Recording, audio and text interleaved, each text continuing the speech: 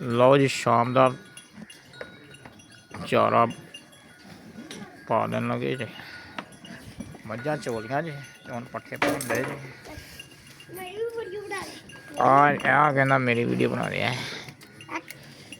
तेरी आ साडा डेंजरस बोल खड़ा जी गावां चो लगियां जी आ पट्ठे पा रहा जी बंदा सारे बच्चे खा रहे पट्ठे चेक करो हटा मां जो दुद्ध पी गई गां का हाँ हट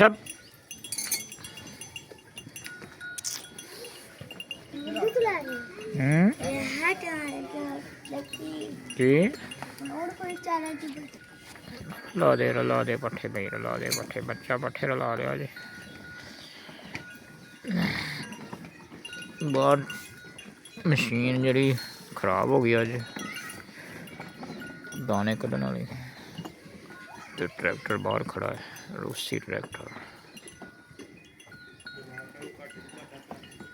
घाटे तो घाटा पै रहा जी कल चलाई तो अज खराब ही हो गई मशीन इधर सारिया मझां खड़ियां जी पट्ठे खा रही पट्ठे पा दे जिन्होंने चेक कर लो नीली रावी दी मझां बनिया सी पाई है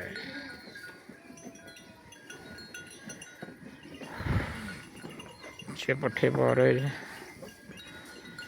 ते साडा डेयरी फार्म जी वीडियो नूं लाइक करा करो यार शेयर करा करो अपने दोस्तों नाल तो अगे सानू मोटिवेशन मिले तो असीं नई नई वीडियो तुहाडे कोल लेकर आइए पा दे भाई शाबाश शाबाश शाबाश इधर मेरे पैर के उत्ते सुट्टी जांदियां अच्छी बड़ी खतरनाक जी वैन इधर बाहर कोई कोल खा रहा लो चेक कर लो भाई मझां सारियां माशाअल्लाह पट्ठे पा के चल गया जी तो शाम का टाइम हो गया जी पट्ठे पुट्ठे पाते हम नहाउन धोन हो गया तो वीडियो चंगी लगी तो बना दियो मैं क्या शाम की रूटीन भी तुहानूं दिखा दिए तो वीडियो चंगी लगी हो तो छोटा किधर वेख रहा छोटा बड़ा बाहर वेख रहा बड़ा खैर तो ये तो साडा आज का व्लॉग उम्मीद करता हूँ तुहानूं पसंद हो गया इसका लाइक करो शेयर करो क्योंकि अगली वीडियो में तो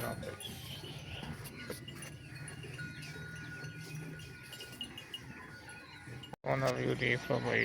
तो व्यू देख लो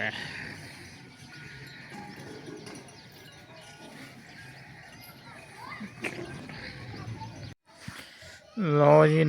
लाइट चली गई थी तो आने वाली आने तो खंबा भी नैट भी लगा पाया जी मझां मुझां चो के अठ खत्म पट्ठे पुट्ठे पाते इन्हों तो मझां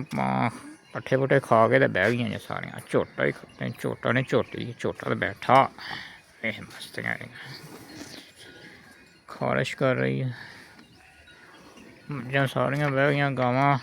पट्ठे पा खान दियां तो मझां सारिया बह गई देख लो भाई झोटा भी बैठा है आ मर चेक करो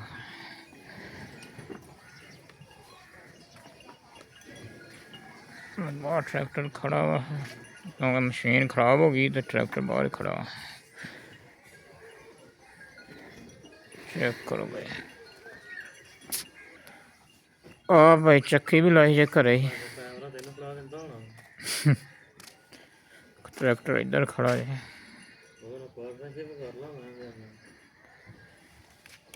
चेक करो भाई तो बिजली भी आने वाली है तो 3 भी छिप गया सूरज गरूब हो गया ये थी साड़ी अज की वीडियो आ गई जी बिजली बल्ब जग गया जी ये थी अज की वीडियो साड़ी तो उम्मीद करता तुहानूं पसंद आई होगी इन्हूं लाइक कर दिओ तो अगे तुहाडे नाल मुकम्मल व्लॉग आया करूँगा।